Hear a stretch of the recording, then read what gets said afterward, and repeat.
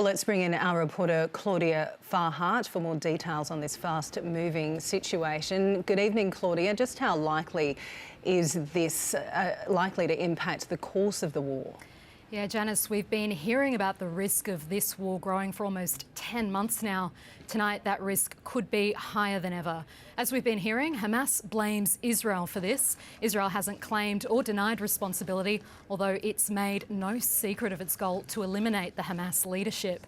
The IDF says it's now conducting what it calls a situational assessment, and Israeli media is reporting the airspace in the country's north, near the border with Lebanon, has been closed. The other major question: how will Iran react? We've just had a statement from the president, Masoud Pezeshkian. He says Iran will defend its territorial integrity, dignity, honour and pride, and will make the terrorist occupiers regret their cowardly act. This is an attack on Iran's soil, targeting a man who had been with the Supreme Leader only hours earlier. Ayatollah Ali Khamenei has convened his national security team in the last couple of hours. He's just released a statement as well, saying avenging Haniyeh's killing is Tehran's duty. And the leader of the Quds forces, which oversees the network of foreign militia aligned with Iran, and that includes Hamas and Hezbollah, has been in those talks too. So any retaliation might not come from Iran alone. The US is already promising to step in if that happens. If Israel is attacked, we certainly will help defend Israel. You saw us do that in April. You can expect to see us do that again.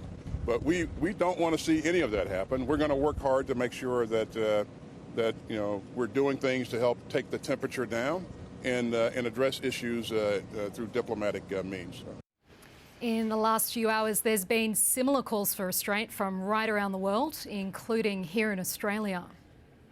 We definitely want to ensure that we do not see an escalation in what's playing out in the Middle East, because the consequences of that would be profound. It would be profound in respect of the loss of innocent lives, and that's why Australia has used its advocacy within the international community to call for a ceasefire and to prevent or to argue against any escalation.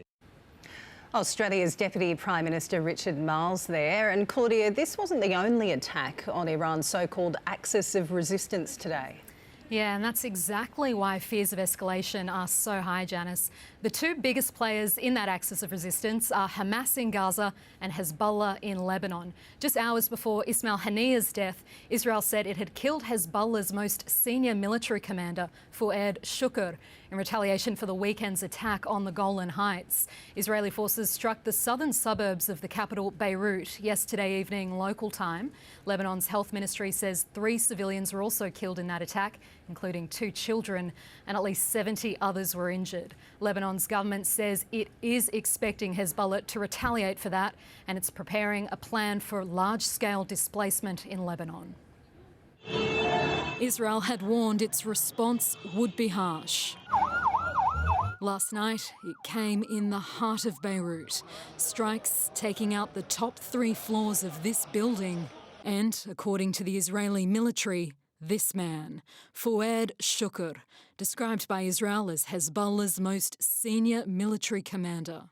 Part of the group for more than 4 decades, he was also wanted by the US over the 1983 bombing of an American military barracks in Beirut that killed 241 soldiers. Fouad Shukr was the commander responsible for the Majd al-Shams massacre, in which 12 children were murdered after Hezbollah fired an Iranian Falak 1 rocket directly at a soccer field. The retaliation killing more children, according to Lebanon's health ministry. أختي وجوزها وأولادها ال3.